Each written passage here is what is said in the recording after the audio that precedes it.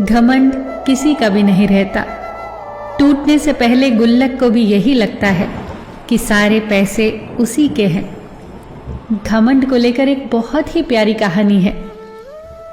एक बार श्री कृष्ण द्वारिका में अपनी पत्नी रानी सत्यभामा के साथ विराजमान थे।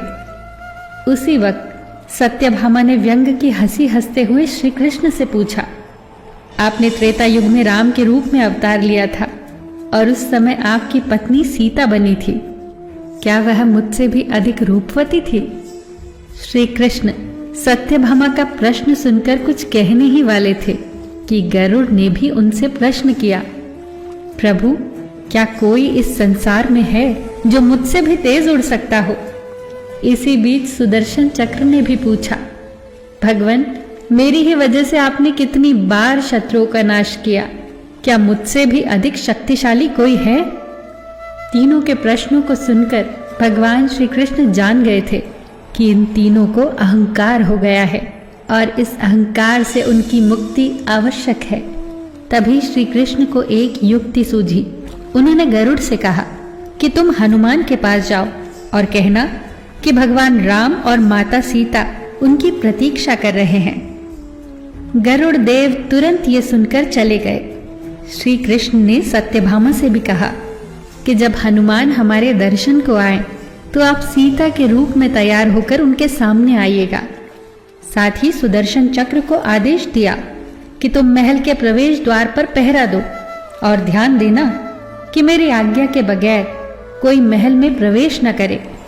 सुदर्शन चक्र तुरंत मान गए और प्रवेश द्वार पर खड़े हो गए। उधर श्री कृष्ण भगवान राम के रूप में आ गए और दूसरी तरफ गरुड़ देव हनुमान जी के पास पहुंचे और उनसे कहा, हे वानर श्रेष्ठ, प्रभु श्री राम और सीता आपको द्वारिका के दरबार में बुला रहे हैं। आप मेरे साथ चलिए, मैं तुरंत ही आपको पहुंचा दूंगा। हनुमान जी ने सादर भाव से कहा कि आप आगे चलिए बंधु, मैं आता हूं। गरुड़ देव ने सोचा कि हनुमान जी तो कितने बूढ़े हैं, पता नहीं कब पहुंचेंगे। मैंने तो अपने प्रभु की आज्ञा का पालन कर दिया है, अब इन्हें जब आना होगा तब आएंगे। ऐसा सोचकर वो उड़ चले और जैसे ही द्वारिका पहुंचे तो उन्होंने देखा हनुमान जी उनसे पहले वहां पहुंच चुके हैं। गरुड़ का सिर लज्जा से झुक गया। हनुमान जी आगे बढ़े तो श्री कृष्ण को राम के अवतार में देखकर प्रणाम किया। कृष्ण ने कहा, हनुमान तुम अंदर कैसे आए? क्या किसी ने तुम्हें द्वार पर रोका नहीं? इस पर हनुमान जी ने अपने मुख से सुदर्शन चक्र बाहर निकाल कर रख दिया। हनुमान जी ने कहा, प्रभु आपसे मिलने से मुझे भला कौन रोक सकता है? चक्र ने थोड़ा प्रयास किया था, इसीलिए मैंने इसे मुंह में दबा लिया। भगवान मुस्कुराने लगे। सत्यभामा अभी भी सीता के रूप में हनुमान के सामने बैठी थी। हनुमान जी ने तुरंत श्री कृष्ण से कहा, हे प्रभु आपको तो मैं पहचानता हूं, आप श्री कृष्ण हैं और मेरे प्रभु राम भी, लेकिन माता सीता के स्थान पर आपने किस दासी को इतना सम्मान दे दिया कि वो आपके साथ सिंहासन पर विराजमान है? इतना सुनते ही सत्यभामा की आंखें भर आई और उनका घमंड चूर चूर हो गया।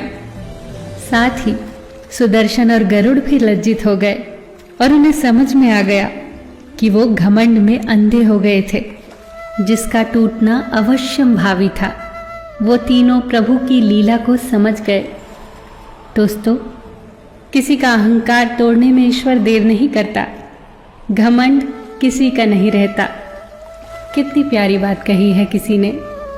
अहंकार में तीन गए, धन वैभव और वंश, ना मानो तो देख लो रावण कौरव कंस। फिर मिलेंगे दोस्तों अगली वीडियो के साथ। तब तक के लिए अपना ख्याल रखना और हमेशा मुस्कुराते रहना।